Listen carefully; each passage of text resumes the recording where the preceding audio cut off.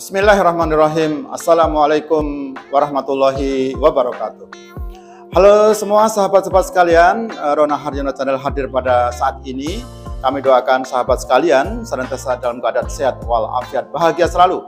Oke guys, saat ini kami akan memberikan informasi terkait teman-teman bagi pelaku usaha yang bergerak di bidang produk hewan untuk bisa memahami terkait dengan Permentan nomor 11 tahun 2020 tentang sertifikasi nomor kontrol veteriner di unit usaha produk hewan.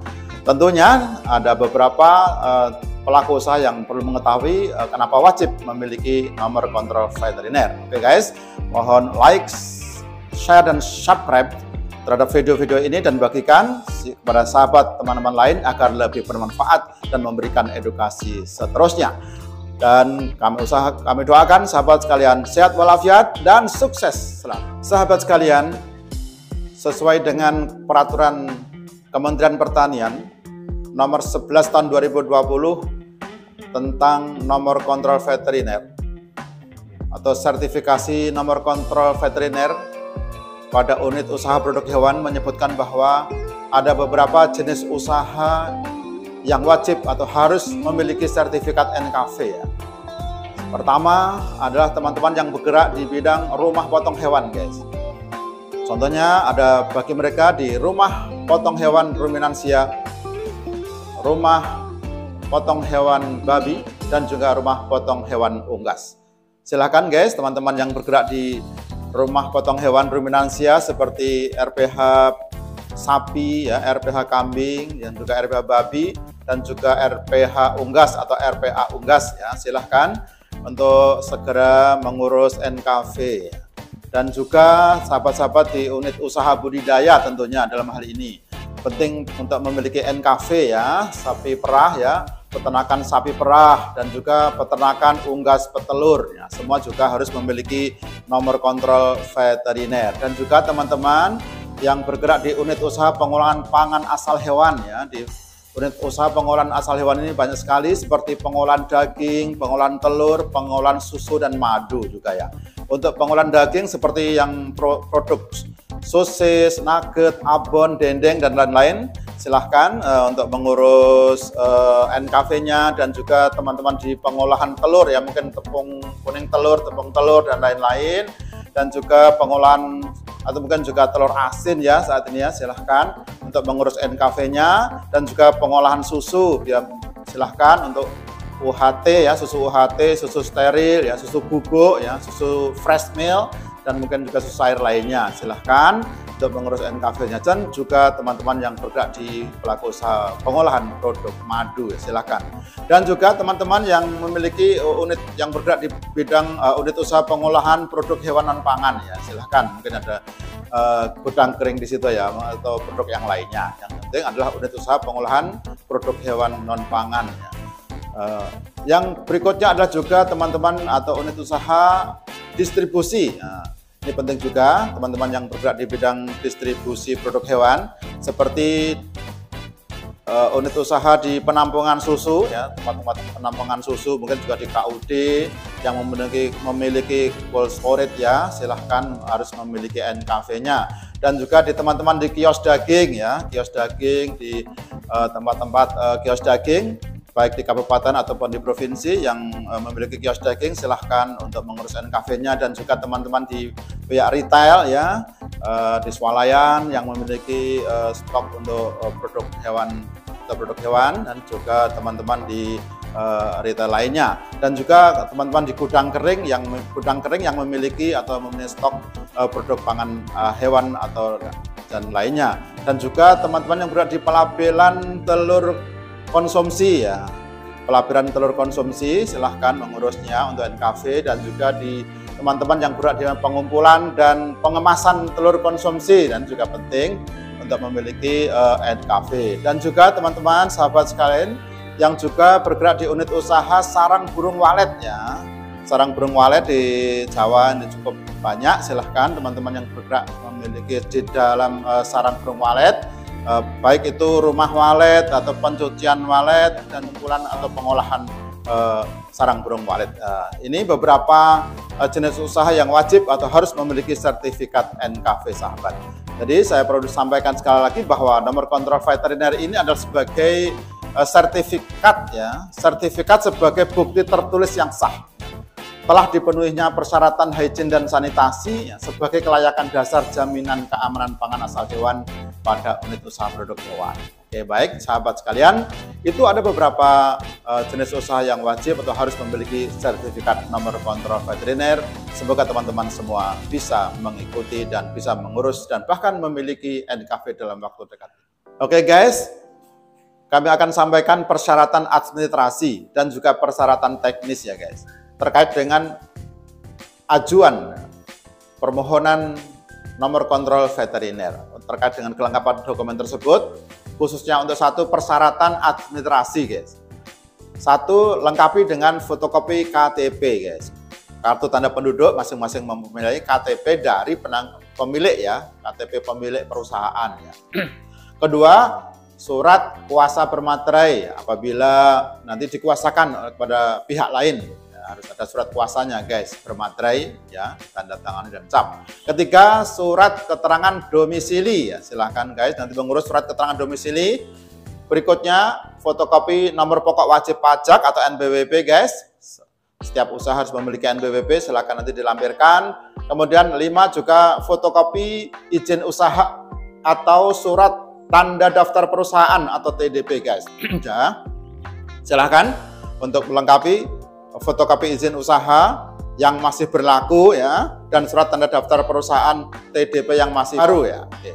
6, surat rekomendasi dari Dinas Peternakan dan Kesehatan Hewan atau yang membidangi fungsi peternakan dan kesehatan hewan di kabupaten kota. Jadi ini sifatnya penting sekali guys. Jadi teman-teman sekalian, sebelum mengajukan permohonan ke provinsi harus melakukan pembinaan atau mohon informasi kepada kabupaten kota untuk dilakukan pendampingan usahanya sehingga memenuhi ya, dan memperoleh rekomendasi dari Dinas Peternakan dan Kesehatan Hewan yang membidangi di kabupaten kota ya. Penting sekali nih guys ya. Jadi sebelum mengajukan harus dilengkapi dengan surat rekomendasi dari dinas yang membidangi fungsi peternakan dan kesehatan hewan di kabupaten kota guys.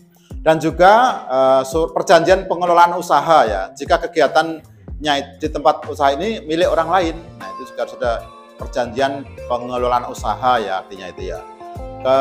Terakhir, surat keterangan bermaterai guys, yang menerangkan bahwa dokumen yang kita sampaikan itu benar dan sah ya. Itu beberapa persyaratan administrasi guys.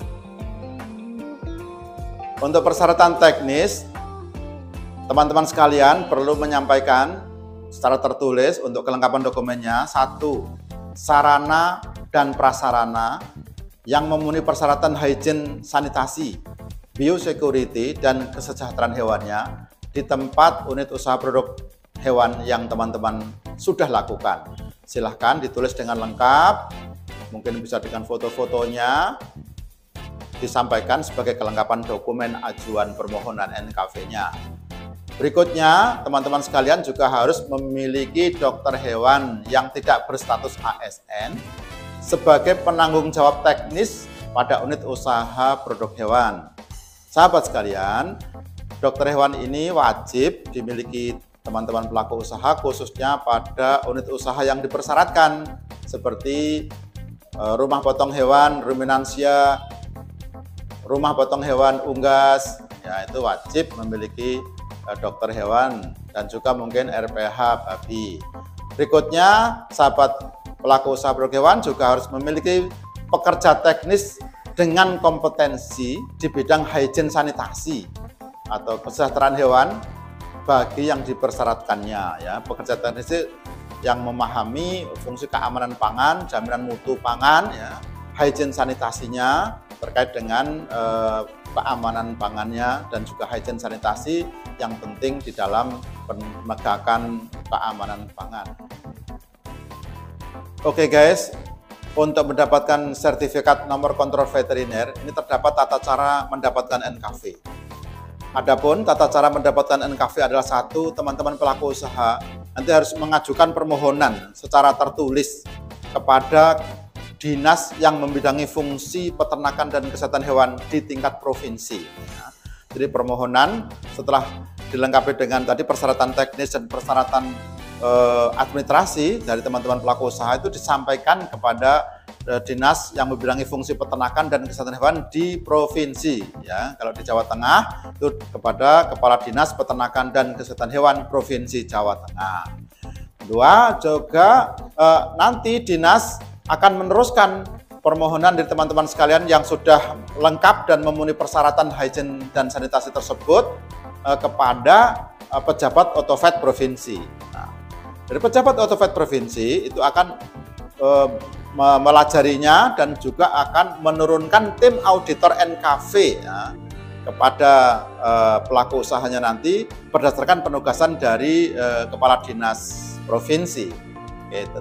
Sahabat sekalian, auditor NKV itu apa? Jadi auditor NKV itu nanti adalah yang bertugas untuk melakukan audit di tempat pelaku usaha Bapak Ibu sekalian. Jadi mereka adalah auditor NKV, itu pejabat otovet provinsi dan merupakan dokter hewan berwenang yang berdasarkan SK Gubernur. Ya, jelas tadi bahwa teman-teman sekalian nanti setelah melakukan permohonan nanti akan ditindaklanjuti oleh dinas, kemudian kepada pejabat otovet, dan pejabat otovet akan menurunkan petugas atau tim auditor NKV. Nah, tim auditor NKV ini rata-rata nanti akan diterjunkan 3 orang guys, dan 3 orang audit NKV di tingkat provinsi ke tempat pelaku usaha Bapak Ibu. Lantas persyaratan berikutnya, apabila ya dalam proses audit NKV nanti ditemukan ketidaksesuaian, nah, maka pelaku usaha nanti akan diberi waktu untuk melakukan tindakan perbaikannya guys. Ya pastilah setiap audit atau audit NKV di tempat Bapak Ibu sekalian tentu nanti akan mendapatkan temuan-temuan ketidaksesuaian. Tapi jangan khawatir guys, bahwa temuan-temuan ketidaksesuaian itu nanti akan ada waktu penyelesaiannya. Ya bisa 2 bulan atau 1 bulan terkait dengan status dari ketidaksesuaian tersebut. Jadi masih ada waktu terkait dengan perbaikannya guys. Dan hasil perbaikan dari pelaku usaha tersebut nanti akan disampaikan kembali ke otovet dan akan dilakukan diperiksa kembali dan dianalisis oleh pejabat otovet di tingkat provinsi. Dan apabila nanti memenuhi tindakan perbaikan yang dilakukan oleh teman-teman pelaku usaha itu memenuhi persyaratan atas ketidaksesuaian dalam temuan tersebut dan dinilai telah memenuhi persyaratan, nanti pihak otoritas veteriner provinsi akan mengeluarkan sertifikat NKV. Oke guys, jadi sertifikat NKV itu berlaku selama 5 tahun guys, dan nanti ada level-levelnya, level 1, level 2, dan level 3. Paling tinggi adalah level 1 guys. Level 1 itu nanti bagi mereka yang apabila teman-teman sekalian mendapatkan level NKV level 1, maka dia berhak untuk melakukan ekspor guys. Dan apabila jika perbaikan dinilai belum memenuhi persyaratan, maka juga akan belum dapat diterbitkan NKV. Sertifikat NKV itu nanti akan disampaikan kepada pelaku usaha melalui dinas yang membidangi fungsi peternakan dan kesehatan hewan di tingkat kabupaten guys. Guys, terkait dengan sanksi guys, ini juga perlu mendapat perhatian kita sekalian guys, karena pentingnya memahami peraturan ini.